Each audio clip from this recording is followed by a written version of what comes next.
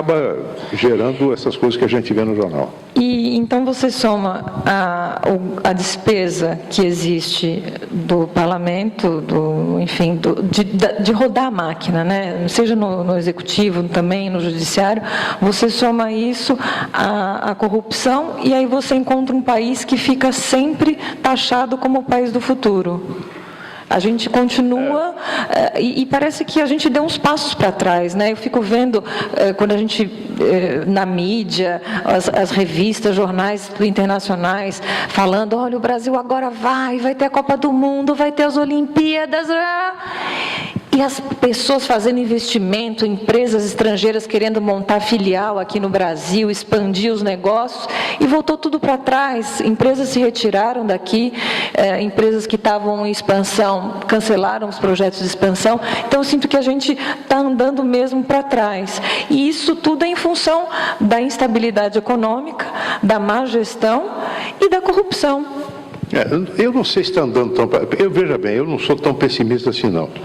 Quer dizer, eu fiquei sabendo, hoje, conversando com o reitor da universidade aqui, ele me disse o seguinte: nós temos no Brasil hoje, quantos milhões de estudantes universitários, você me falou? 7 milhões de estudantes universitários. Quando eu entrei na universidade, havia 160 mil estudantes universitários. Quando eu nasci numa cidade do interior de São Paulo, São José do Rio Preto, eu fiz lá o meu curso primário, como se chamava na época, que é o Fundamental 1, né? Para você entrar no Fundamental 2, que chamava-se ginásio antigamente, tinha que fazer um vestibular, porque você não tinha escolas. Você tinha, na minha cidade natal, Rio Preto, tinha uma escola, um ginásio público que dava o Fundamental 2 e depois o ensino médio, só uma. Hoje tem 30, 40, sei lá, não é? O Brasil hoje tem uma estrutura industrial razoável, que está sendo desmontada, mas ela tem, não é? Você tem instituições que funcionam. Eu fui jovem, no meu tempo de jovem, eu enfrentei o problema da ditadura. Hoje nós temos um poder judiciário que está cada vez mais atuante. Eu acho que o julgamento do Mensalão foi um marco divisório na história do judiciário, que pela primeira vez se puniu pessoas poderosas no mundo político, não é? Uma polícia federal que funciona, um Ministério Público, uma imprensa livre, não é? Enfim, nós estamos passando, eu acho que um momento muito difícil, no plano econômico, no plano social, mas eu sinto também algo que eu não sentia no meu tempo, que é uma reação da sociedade muito forte, que nem sempre se manifesta só em ruas e tal, mas essas últimas manifestações, quantos de vocês participaram dessas manifestações? Levanta a mão. Olha aí. Entendeu? Quer dizer, você tem hoje um sentimento de cidadão que não existia há 2, 3, há 10 anos atrás. Não existia isso. As pessoas só se moviam levadas por partidos, levados por sindicatos. Hoje você tem algo que está acima disso tudo e que é um fermento bom, uma coisa positiva. Sim, Então por um lado, o meu, assim, você falou que você está otimista, né? Você não está tão pessimista. Quando eu falei do cenário econômico, eu não me refiro também, eu não caminhei lá atrás, em 67, quando você começou, mas mais num recente, que a gente teve uma esperança de caminhar para frente, e a gente hoje está vendo que muitas coisas não estão acontecendo, principalmente promessas do governo, como a Pátria Educadora, que é o slogan do governo federal, e eles, primeira medida, assim, primeira semana, tira 7 bilhões da educação assim. FIES bloquearam lá o computador, ninguém conseguia entrar, porque eles não tinham condições. É claro que eu estou em plena consciência disso. O Brasil, desde 2009, 2008, ele vem passando por um processo aí de esvaziamento econômico e muito grave, especialmente algo que para mim é fundamental, que é o problema da indústria, né? Nós temos a indústria que gera tecnologia, que dá bons empregos. Nós estamos vivendo um momento de desindustrialização no Brasil, os investimentos não vêm, não é? A inflação voltou, o gasto governamental fugiu do controle, enfim, e a instabilidade de regras jurídicas, a mudança do governo. Esse negócio do FIES é uma barbaridade, quer dizer, o FIES foi um dos carros-chefes da campanha da nossa presidente, e quando as pessoas já tinham feito vestibular, já tinham feito matrícula, etc., muda de repente uma regra do jogo. Uma coisa, no meio do campeonato, né? Uma coisa muito séria, muito grave, deixando os alunos e as instituições de ensino na maior perplexidade. Enfim, isso tudo, mas eu acho que essa é uma conjuntura e nós temos força para superar. Eu tenho esperança que a gente vai superar e a gente sabe como superar. E você acha que, você estava falando da força, do movimento de rua, né, das pessoas indo à rua, realmente eu acho que uma das coisas boas, dentro de todos os quadros ruins, a gente sempre tem alguma coisa boa para tirar, senão um aprendizado. E nesse caso, a gente teve uma situação muito interessante, que é a conscientização maior das pessoas. As pessoas começaram a se interessar e começaram a se mobilizar, a querer ir para as ruas. Menos nos jovens, por isso que você viu quando você pediu para levantar a mão aqui, se fosse um auditório com pessoas mais velhas, quase que 100% das pessoas, porque você via nas manifestações muita gente de idade, crianças, casais, mas poucos jovens. Acho que os jovens ainda, eles estão começando a sentir, estão começando a se mobilizar, mas a gente ganhou isso, esse governo e as frustrações que esse governo e os escândalos de corrupção que esse governo está nos dando, né, esses 2 últimos governos, eles estão fazendo com que a gente realmente aprimore isso, e aí surgiu essa coisa nova na nossa vida, que é o movimento de rua.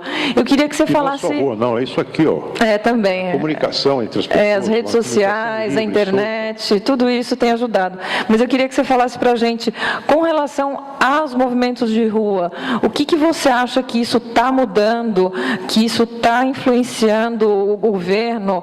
Você acha que a nossa presidente perdeu esse poder, está com a credibilidade lá no chão, a taxa de aprovação com um dígito só, menos de 10%, muito em função da gente mostrar que a gente não está satisfeito? Isso está influenciando as movimentações de rua?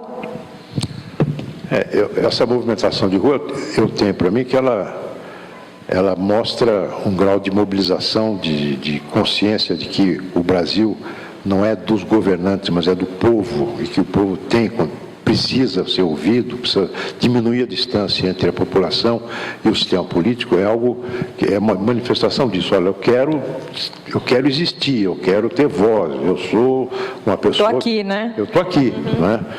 Por isso, essas manifestações têm até um componente, digamos, lúdico. Eu me lembro, andando nessas duas passeatas que participei, as pessoas estavam felizes, estavam alegres, estavam participando de uma festa, uma coisa legal, né? Agora, o que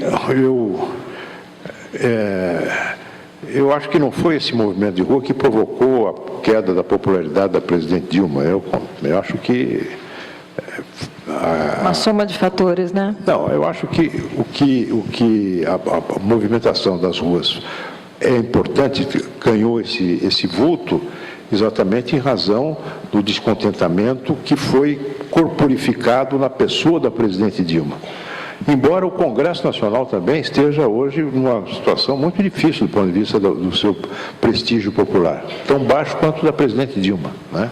O sistema político como um todo que está sendo muito rejeitado no seu funcionamento, no desperdício, na sua ineficiência, na sua incapacidade de trazer soluções para o Brasil, que está sendo questionado pelos cidadãos. Eu acho, Rosângela, que nenhum sistema político se reforma sozinho, por si mesmo, né? Sistema político quer dizer Congresso, partidos, né? Lideranças, governadores, prefeitos, vereadores, quer dizer, aqueles que ocupam cargos de direção política da sociedade. Eles formam um sistema. Nenhum sistema se reforma sozinho, né? Eu não conheço, mas é preciso sempre haver um impulso de fora para que uma mudança profunda aconteça. Sem a existência de um impulso de fora, as coisas tendem a se reproduzir tais quais. Por isso é que eu acho que essa movimentação, e não apenas a rua, mas também a mídia, as redes sociais, tudo isso, e eu estou vivendo lá no meio, isso acaba por, digamos assim... Impulsionar. O pessoal fica mais esperto. Uma coisa que você está falando agora, eu lembrei.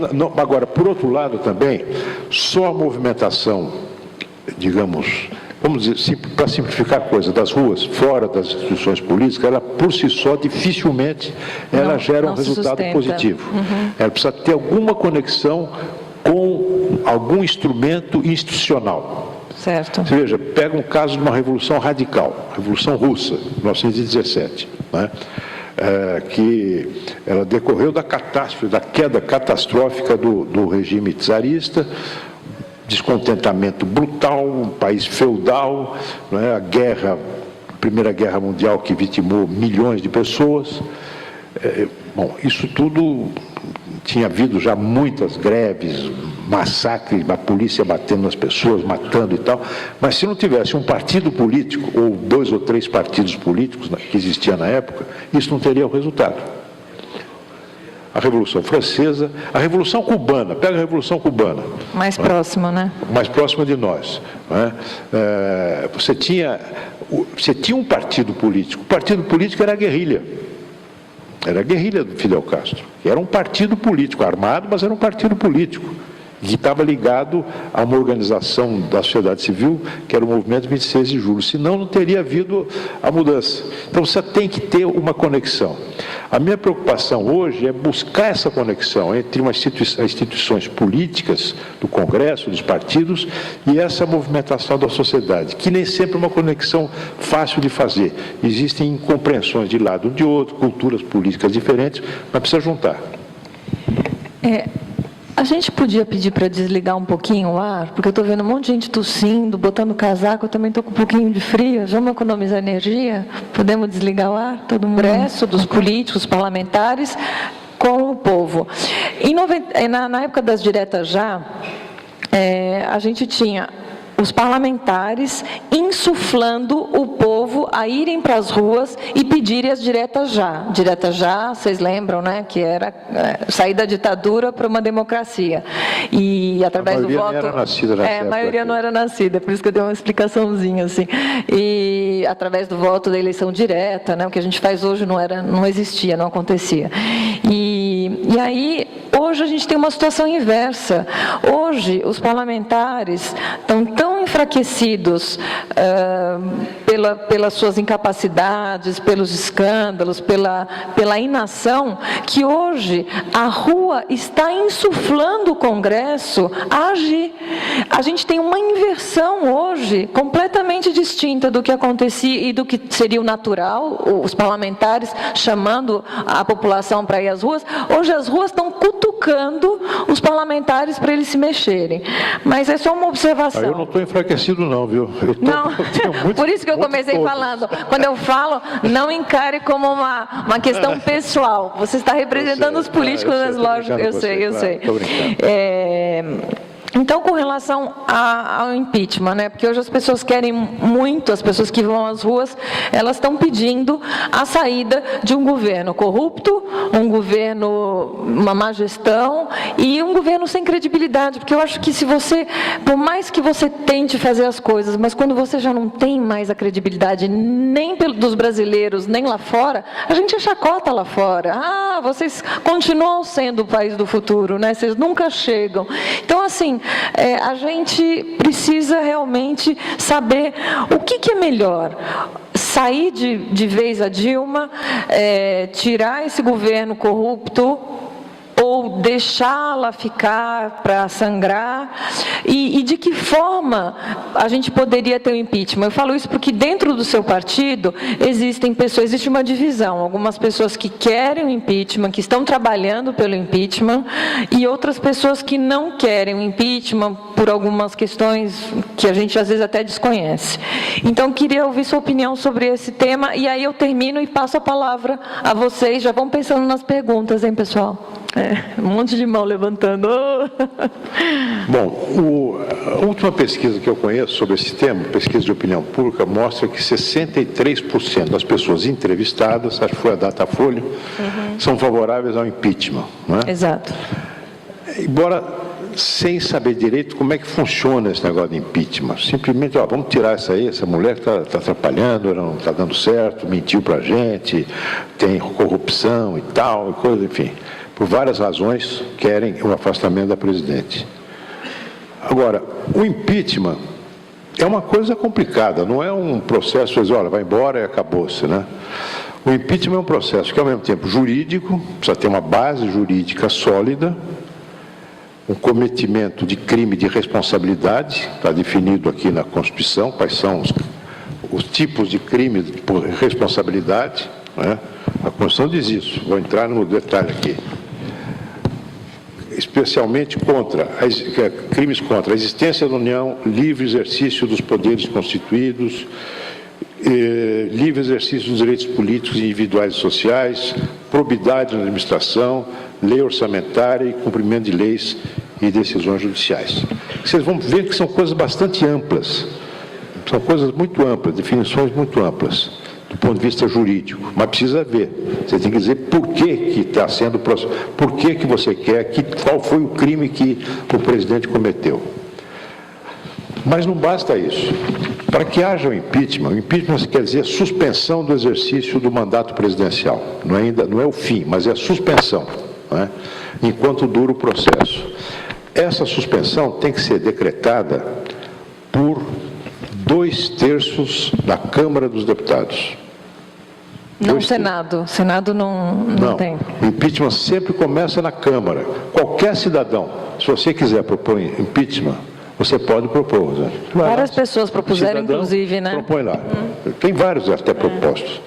Depois, quem tem que dar sequência é o presidente da Câmara, que tem que constituir uma comissão processante para ver se tem cabimento o impeachment. Se essa comissão concordar, dizendo realmente há indícios de que o presidente cometeu crime, submete a sua conclusão ao plenário. Aí precisa ter 2/3 dos votos favoráveis.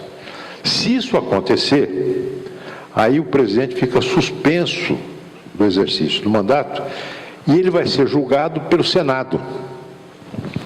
O Senado que seria, nesse caso, presidido pelo presidente do Supremo Tribunal Federal. E o Senado terá que condenar por maioria de votos.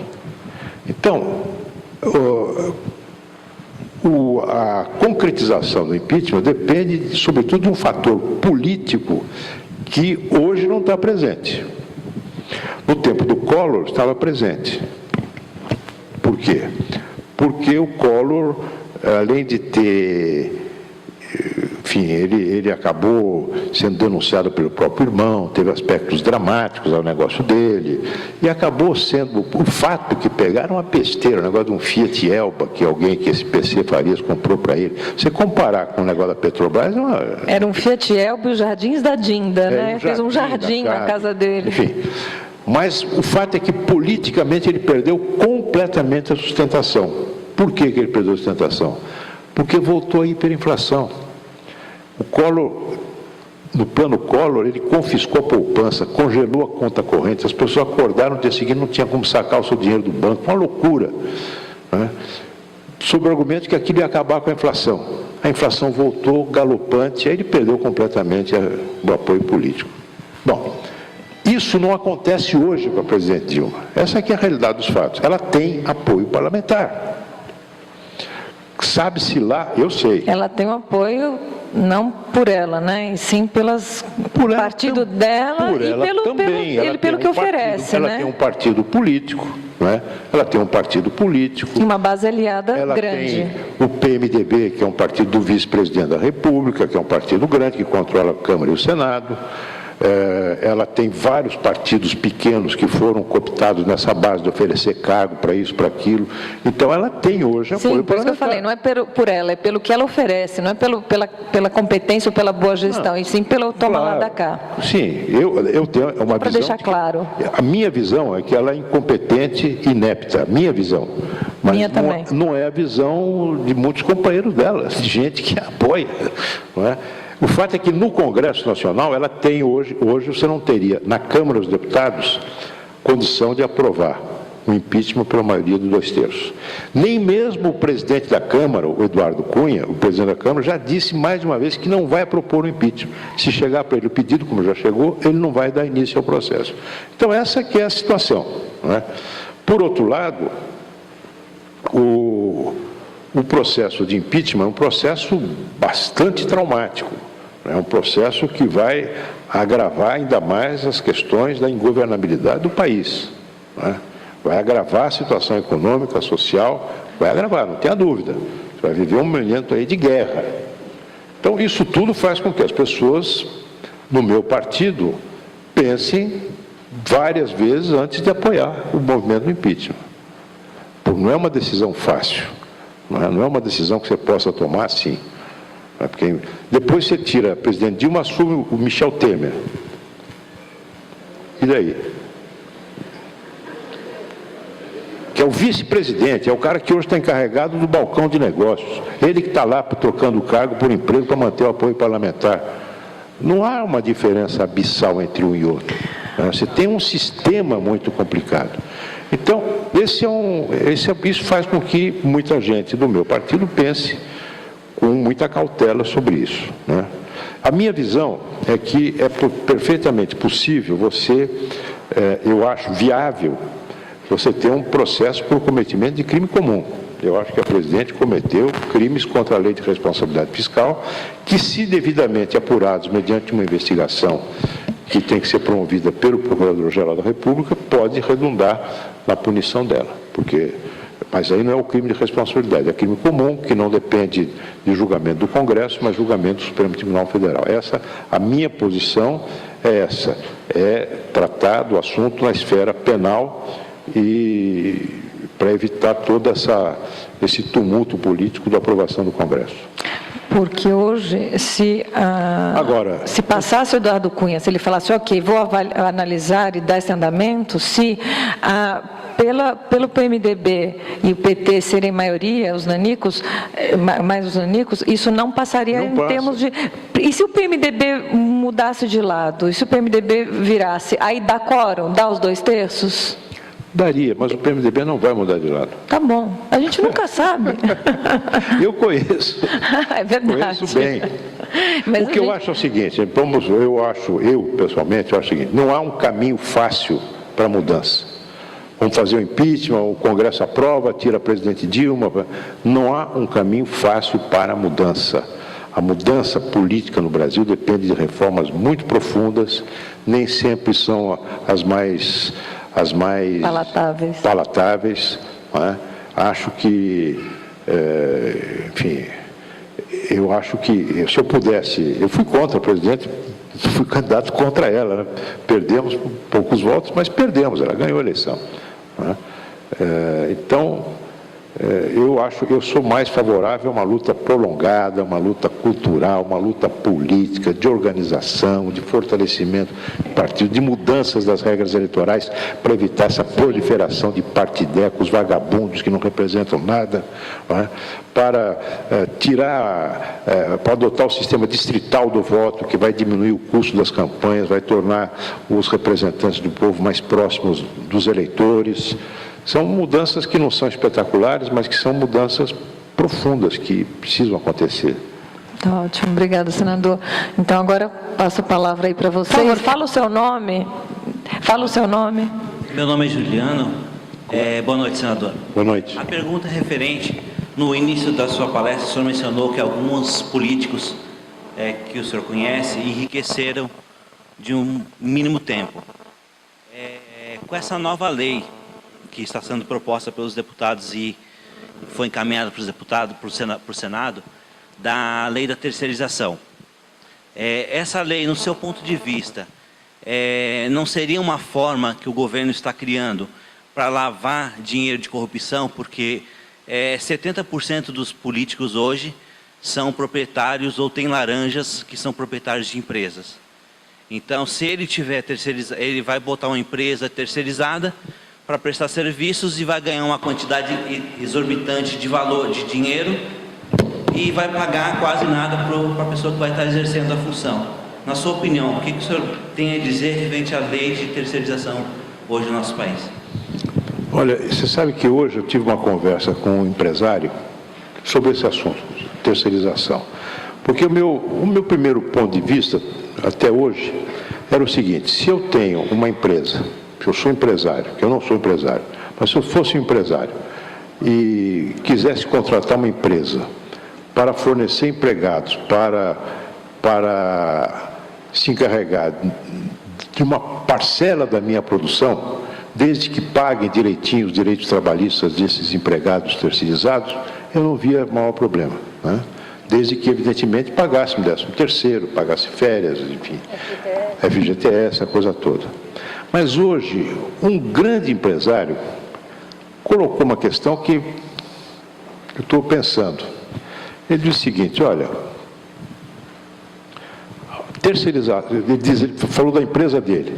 Se tivesse empregados terceirizados para fazer a mesma função que os meus empregados próprios, diretos, fazem, eu seguramente terei na minha empresa gente ganhando salários diferentes e tendo benefícios diferentes para fazer a mesma função, né?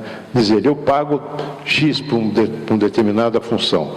Um terceirizado, ele vai ganhar menos, porque senão a empresa terceirizadora não teria lucro. Diz ele, eu pago, sei lá, ele se referiu a cesta básica, bônus de Natal, coisas que são próprias da empresa dele. Então, eu pagaria isso para os meus empregados próprios, enquanto os empregados terceirizados, que trabalham ali lado a lado com os meus, não teriam. Mesmo que não fosse desempenhando a mesma função, mas em funções diferentes, onde os valores ficariam muito próximos ou muito afastados. Por que uma empresa terceirizadora, ela terceiriza, ela contrata a mão de obra e me fornece? Ela é uma espécie de intermediário, porque eu prefiro eu mesmo pagar, em vez de pagar o intermediário, eu posso pagar melhor. Enfim, esse argumento me fez pensar muitas vezes a respeito desse assunto. Eu vou me dedicar agora a reunir com alguns companheiros, amigos meus, são advogados trabalhistas, gente que trabalha, sobretudo para a advocacia de trabalhadores, não patronal, para estudar esse assunto com mais profundidade.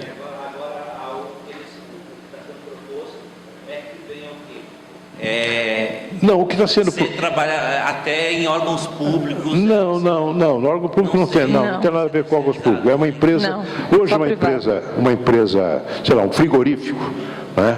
Ele pode contratar um guarda de segurança terceirizado, porque a segurança de vigilância não faz parte do negócio dele, né?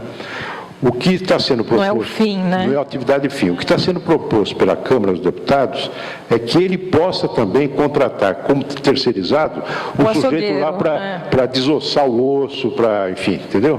Desossar o boi. Estou falando de um frigorífico, né? É isso que está sendo proposto pela Câmara. Não só a atividade, digamos, auxiliar, mas a própria atividade da empresa ser terceirizada. Eu acho que pus as barbas de molho a respeito desse assunto. Eu diria com mais convicção daqui a alguns dias. Estou estudando o assunto. Não, ela aqui na frente. Senador, como é seu nome? Maria Calista, estudante de filosofia. Senador, eu gostaria, já vivi bastante coisa, questão da idade, sou uma das mais velhinhas daqui, tenho 62 anos. 62? É. Uma menina. Então, o que me preocupa muito no momento, como eu já fiz um trabalho com adolescente, trabalhei em CAPS, né, que é o Centro de Assistência Psicossocial. Então já faz um tempo, né, que eu abandonei exatamente por não gostar do que eu vi acontecer com adolescentes. Então, o que eu queria, pergunta bem objetiva, sobre a maioridade penal, o que o senhor acha disso? E se vai passar, porque andei pesquisando, faz cláusula pétrea, não é isso? Li alguma coisa a respeito, mas eu gostaria de saber a opinião. Claro. Olha, a minha opinião é a seguinte: eu sou favorável à manutenção da regra dos 18 anos, a regra geral dos 18 anos. Mas eu acho que em determinadas circunstâncias e com algumas cautelas, deveria ser possível aplicar a lei penal já a partir dos 16 anos. Que circunstâncias são essas? Crimes hediondos, como estupro de vulnerável, latrocínio, né? E crimes e reincidência, múltiplas reincidências em crimes violentos. Nesses casos, seria possível aplicar aos 16 anos, desde que seja tomada uma cautela que me parece essencial, que é a averiguação por parte do juiz, o juiz da infância e da adolescência, da capacidade que tem aquele adolescente de entender o que ele está fazendo, de assumir, portanto, responsabilidade. Essa é a minha posição e é uma proposta que eu tenho, está tramitando no Congresso. Hoje, como vocês sabem, o Estatuto da Criança e do Adolescente, a penalidade mais grave do previsto no Estatuto é a internação. A internação por, no máximo, 3 anos. Né? Os casos são múltiplos. Eu me lembro, agora, o ano passado, em Brasília, um jovem de 17 anos, na véspera de completar 18 anos, ele convidou a namorada para passear e, no passeio, deu um tiro na cara da namorada, matou, filmou no celular a execução da menina, pôs nas redes sociais, dizendo que com ele é assim mesmo, que a menina estava corneando ele, não sei o que, usou o termo cornear, e ocultou o cadáver, na véspera de fazer 18 anos. Se ele tivesse cometido esse mesmo crime no dia em que fez 18 anos, ele pegaria seguramente 30 anos por baixo. Como foi na véspera, ele pegará no máximo 3 anos de internação, e quando sair, ele vai sair com a ficha limpa, pode ser contratado para trabalhar numa creche, entendeu? Então, eu acho que, nesses casos, quando o juiz, a pedido do promotor, que está atuando no ato infracional do adolescente, entender que é necessário averiguar se esse adolescente tem condição de entender o que está fazendo, ele pode já partir de 16 anos. Porque 16 anos o sujeito pode votar, o sujeito pode se emancipar, o testemunho dele é válido em juízo, ele pode fazer testamento. Então, a lei... Ele tem uma série de ônus, de bônus, porque não tem ônus também, mas né? Não é a regra geral. Eu acho que a regra geral dos 18 anos deve ser mantida. Outra coisa, se ele for condenado à pena privativa de liberdade, ele cumpriria a pena no estabelecimento separado dos menores, né? Essa é uma proposta minha que está tramitando no Congresso. Boa noite, senhor.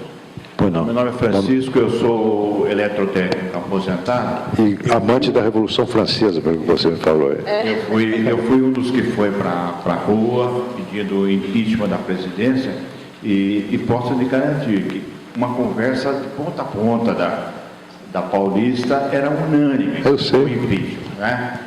Não ficou bem definida a suposição para mim, sabe? Nem é do seu partido. Pareceu que o seu partido está em cima do muro. Não está, não. Essa é opinião minha. Que eles estão aguardando acontecer uma coisa pior. Ora, nos debates políticos, nós prestamos muita atenção no que o senador Aécio falava. A senhora não está preparada, a senhora falhou esses 4 anos. Ele falava sempre essa... O senhor deve lembrar muito disso, né? Então eu pergunto, parece que o seu partido... que eu fui um eleitor do senhor, não implica que o senhor tenha que responder minha pergunta, tá? Mas nós estamos sentindo que os políticos, como ela fez a pergunta, né? Rosângela.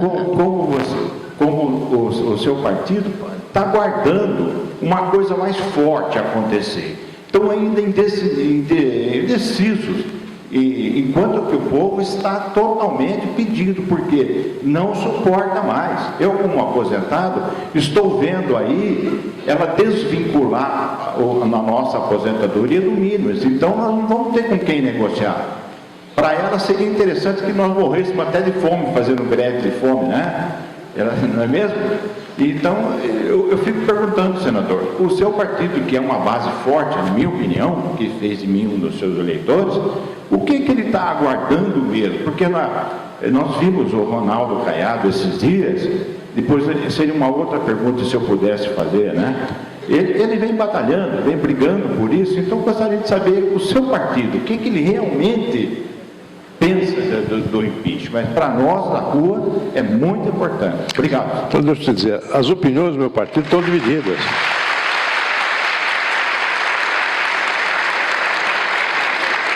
Antes de você falar, senador, posso só fazer uma intermediação? Eu achei que ficou bastante claro, mas acho ótimo você ter colocado. Para mim, ele respondeu super claro, mas ele vai se recolocar. E assim, lembrando que hoje o maior partido de oposição chama-se PSDB. Hoje é a maior oposição que a gente tem. E o Caiado, que tem falado, tem batido, ele tem essa visibilidade nas mídias sociais, etc., mas ele faz parte de um estado pequeno, de pouca representatividade, que é Goiás, e pertence a um partido também de oposição, também pequeno. Então, assim, para a gente, parece que está lá fazendo, mas lá dentro a força dele é muito menor do que a do PSDB, do senador Aloysio. Pronto. Olha, eu fiz toda essa explicação sobre como é que funciona o impeachment por uma razão. É que muita gente não sabe disso. E eu não digo só daqui, não. Muita gente no meio político não sabe o que diz a Constituição a esse respeito. Entendeu? Eu fiz toda essa explicação para mostrar que é um caminho difícil. É um caminho difícil do ponto de vista jurídico, para caracterizar, e do ponto de vista, sobretudo do ponto de vista político, porque às vezes a caracterização jurídica pode ser fácil, mas do ponto de vista político não, e vice-versa. É por isso que eu fiz toda essa explicação do mecanismo, como é que funciona o impeachment, né? Para dizer que, em função dessa dificuldade, dessa complexidade, as opiniões no meu partido hoje estão divididas. Alguns acham que devem propor já, e os deputados federais do meu partido deverão propor nos próximos dias já um pedido de impeachment. Não é a opinião dos demais partidos da oposição. O PPS, por exemplo, acha que não é o caso, não é? Mas a bancada do PSDB na Câmara vai propor. A minha posição pessoal é que nós devemos enveredar por um outro caminho, que é o caminho da caracterização do crime comum. Porque a Constituição permite também o afastamento do presidente quando ele comete um crime comum. E no caso do crime comum? Independentemente de ter sido cometido nesse mandato ou no mandato anterior. Entendeu? E aí você tem uma representação que é feita ao Procurador-Geral da República para que ele abra uma investigação, e se a presidente for denunciada perante o Supremo Tribunal Federal, ela é suspensa do exercício do mandato. A minha visão é que o caminho, digamos, mais linear para obter esse resultado é a representação para abrir uma investigação por crime comum. E o crime comum, queria que você explicasse. O crime comum é o crime... Bom, o crime comum é o seguinte, se um presidente da República, imagina, o presidente mata alguém. Imagine, você mata alguém, atropela alguém, excesso de velocidade e mata alguém, não é? Ele não pode ser processado por crime de responsabilidade, porque o atropelamento, culposo ou doloso, não é um ato inerente ao mandato presidencial. Que a Constituição, para crime de responsabilidade, o impeachment clássico é um ato inerente ao mandato presidencial. Mas ele pode sim ser processado por crime comum, mesmo que esse atropelamento doloso ou culposo tenha ocorrido antes de ele ser presidente da República. Você compreende? E aí não depende da decisão do Congresso Nacional, mas sim da caracterização do cometimento do crime comum. E o crime comum, no caso, é o crime contra a lei de responsabilidade fiscal, que nós temos uma lei de responsabilidade fiscal, todos sabem disso, e alguns atos que a presidente cometeu, na minha opinião, infringem a parte penal da lei de responsabilidade fiscal. Por isso é que eu sugeri à minha bancada de senadores, e todos concordaram, eu pedi ao Miguel Reale Júnior, que é um dos grandes criminalistas do Brasil, para trabalhar nessa linha. Ele está estudando agora para ver se a gente dá um tiro certo essa é a minha opinião. Eles não têm acompanhado, né? Os bancos. Ela usou os bancos oficiais para pagar despesas que deveriam ser do governo, no caso, Bolsa Família, enfim, coisas que são despesas previdenciárias, né?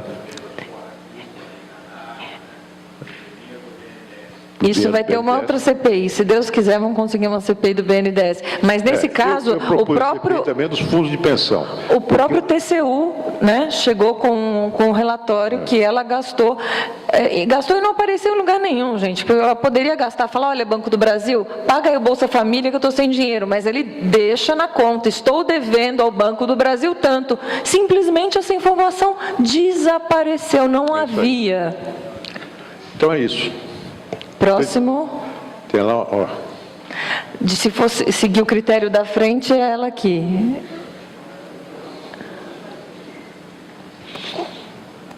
Boa noite, senadora. Professora Kátia, diretora da área de educação aqui da Ítalo. Da área? De educação. Educação. E professora do ensino fundamental e médio. Minha angústia, minha preocupação, até quando a Rosângela colocou, a ausência de jovens na Avenida Paulista, particularmente eu trabalho com ensino fundamental e médio. E o que eu vejo na fala dos meus alunos? Falta uma liderança, falta um político de respeito, falta alguém que eles realmente admirem, que seja uma referência. Porque o que as crianças e os adolescentes acompanham hoje pela televisão é uma sucessão de escândalos que, na verdade, para eles não faz muito sentido acreditar na política. Hoje, quando a gente pega a grade curricular das escolas, não existe mais, por exemplo, uma disciplina de OSPB. E a gente corre o risco de uma doutrinação dentro das escolas muito mais partidárias do que formativas.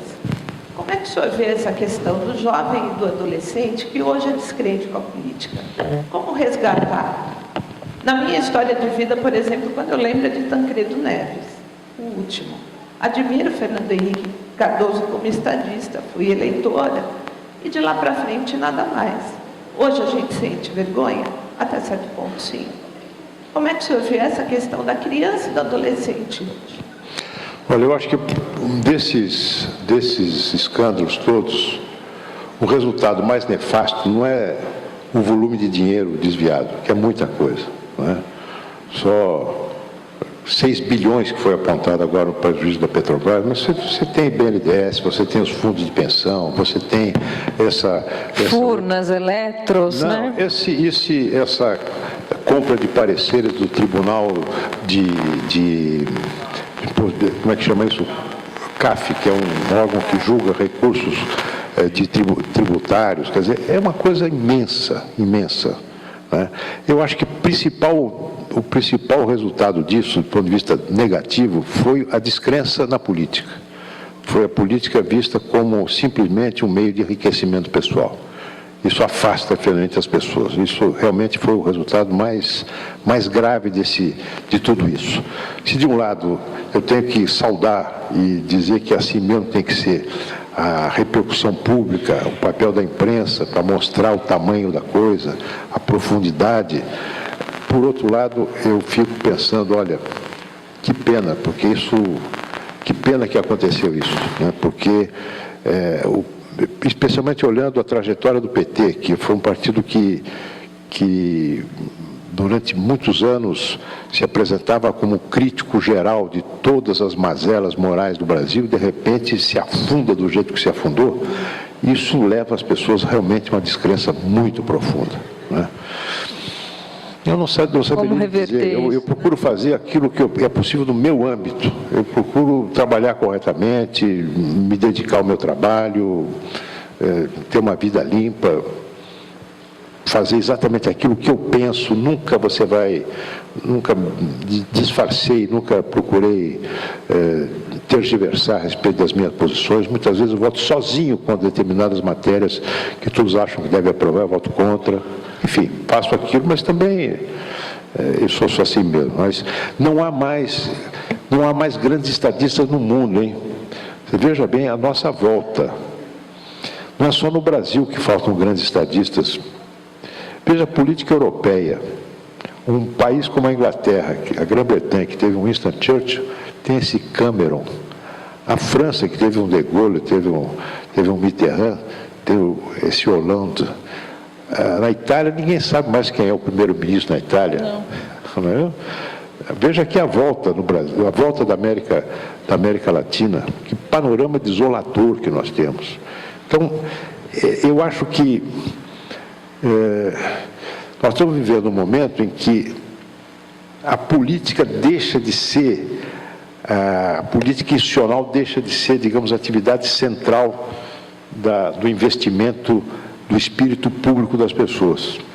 E como que a gente reverte? Acho que a pergunta é como é que, né? Como, com o tempo, essa geração aí, essa geração de políticos hoje está perdido com novos políticos jovens de lideranças. O Lindbergh, por exemplo, tinha super tinha super vontade, mas também mostrou que também trabalha igual aos outros, né? Ele entrou na engrenagem. Eu acho que é preciso melhorar as instituições. Se você melhorar as instituições políticas, elas podem gerar práticas políticas mais virtuosas, eu acho.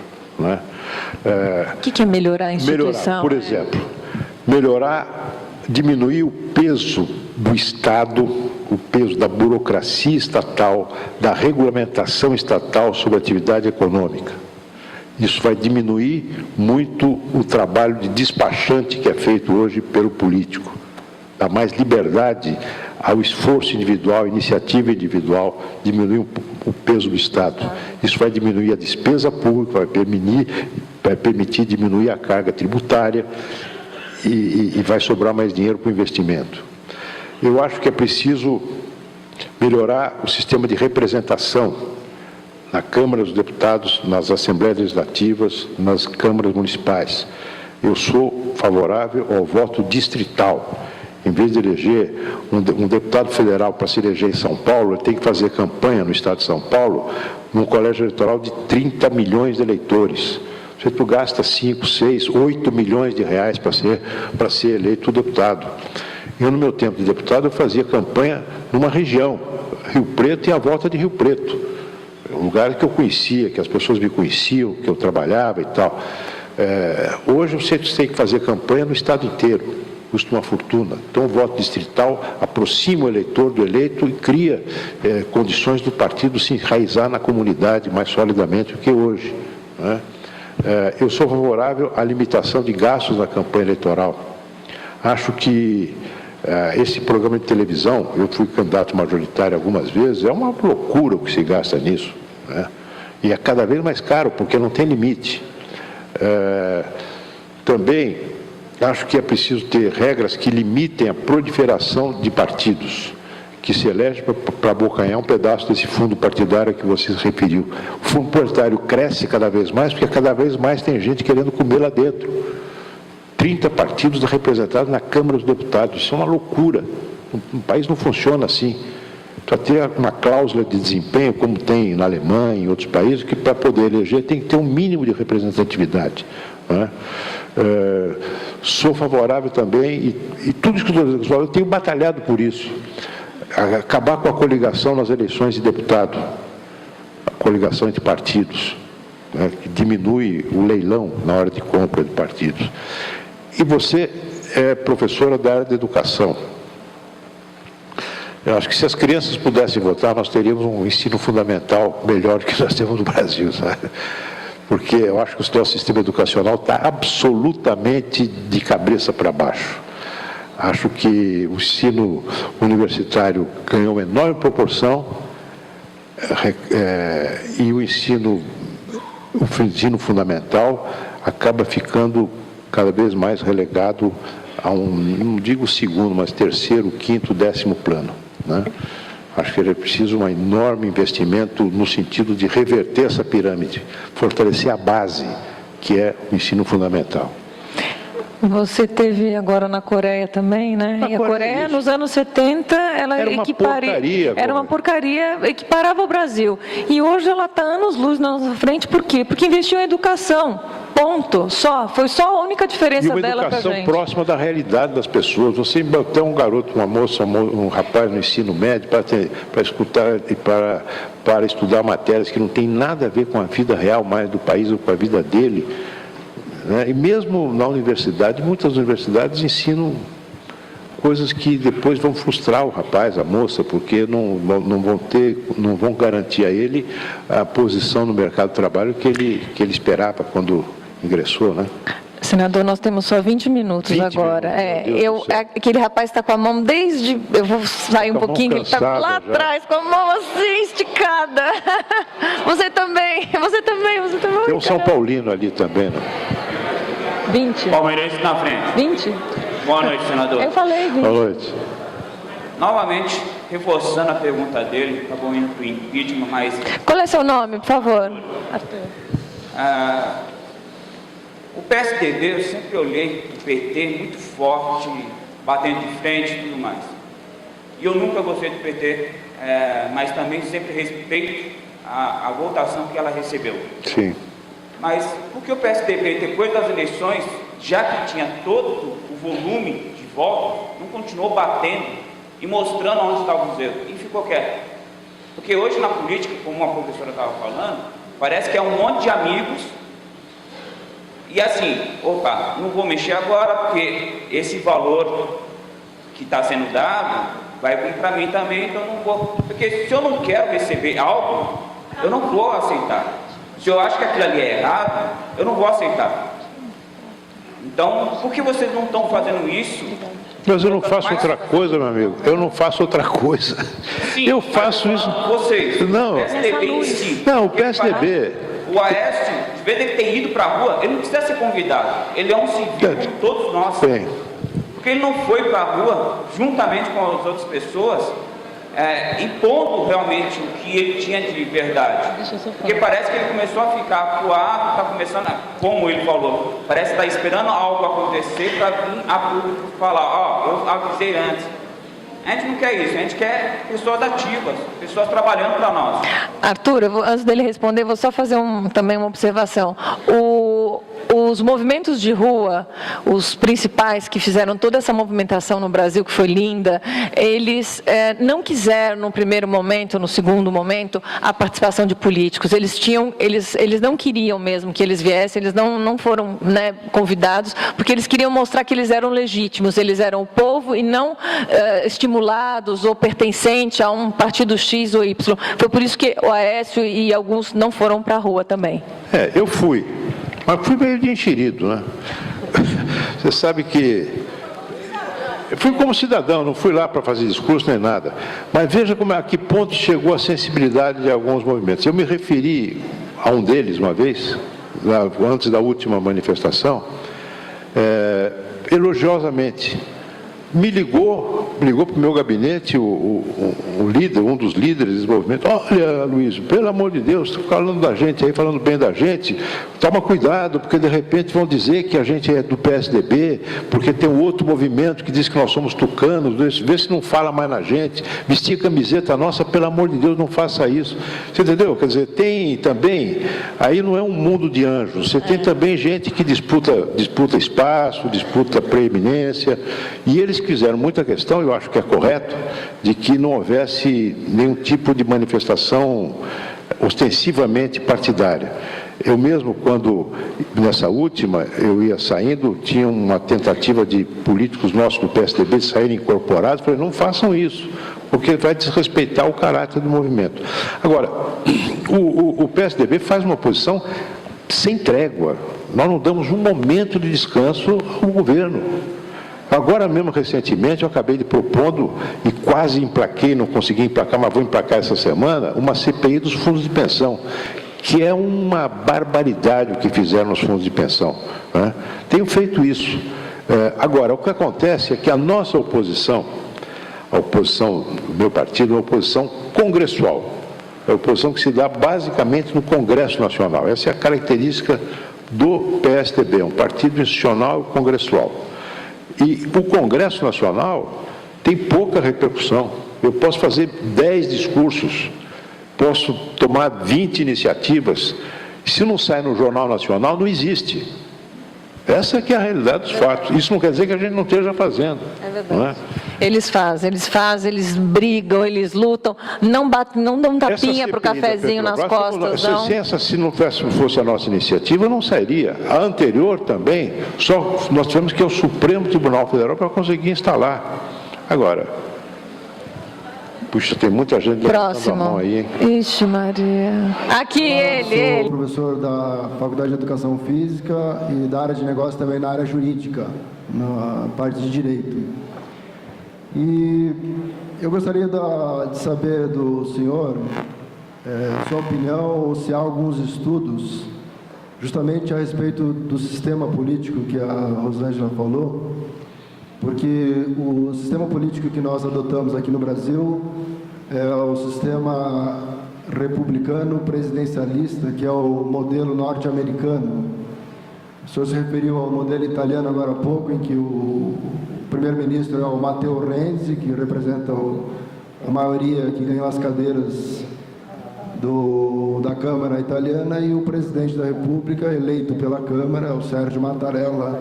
Ou seja, na Itália, nós temos uma república parlamentarista. Isso. Nos estudos que a gente faz, né, o trabalho na área do direito do Estado, a gente tem a questão do presidencialismo, que é uma frase que não é minha, é do Raul Pila, que é um grande estudioso Parlamentarista, que ele diz o seguinte: o presidencialismo é o mandato de irresponsabilidade com prazo certo, e o parlamentarismo é o mandato de responsabilidade com prazo incerto. E aí eu gostaria que o senhor falasse um pouco da possibilidade, se existe alguma chance do Brasil, nessa reforma política, inclusive no âmbito da OAB a gente cogita, de implantar o sistema parlamentarista por meio de uma república. Gostaria da sua abalizada opinião, por favor. Senador, só lembrando que isso tem mais 5 minutinhos, temos uma última pergunta, e aí, como tem muitas perguntas, foi me falado que nós vai colocar o e-mail da Camila aqui, e que vocês vão passar as perguntas e vão ser encaminhadas todas para o senador. Olha, A pergunta dele. não estou entendendo qual é o murmúrio, por quê? Eu tenho o último voo, eu vou tomar o último voo para Brasília, porque amanhã cedo eu tenho trabalho no Senado. É uma pena que 7 horas tinha pouca gente, né? Então a gente esperou um pouquinho para começar, que a gente atrasou também para começar. Para Brasília, e amanhã cedinho eu tenho trabalho. Então, é minha profissão. Agora, sobre o parlamentarismo, eu fiquei hoje em São Paulo exatamente para participar desse encontro, mas eu tenho que estar amanhã cedo em Brasília. Existe uma emenda parlamentarista que já foi aprovada na Comissão de Justiça da Câmara. Foi aprovada há muito tempo atrás, foi o último trabalho parlamentar do Franco Montoro, que era deputado à época. Eu era presidente da Comissão de Justiça da Câmara, pus em votação, ela foi aprovada. O autor da emenda era o Eduardo Jorge, que agora foi candidato à presidência da República. Foi aprovada a emenda parlamentarista.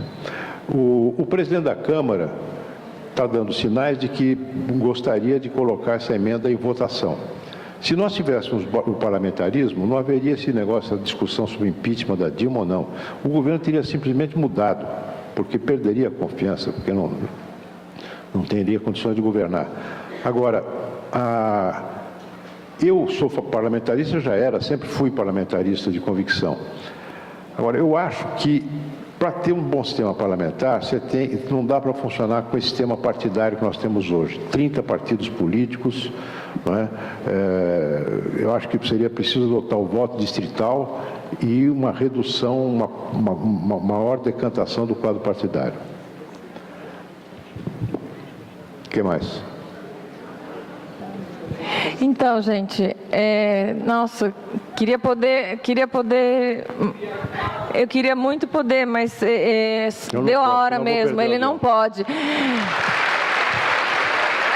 Fica aberto o convite, obrigada a todos por terem vindo, e fica aberta o convite para o senador voltar aqui uma outra hora e a gente terminar.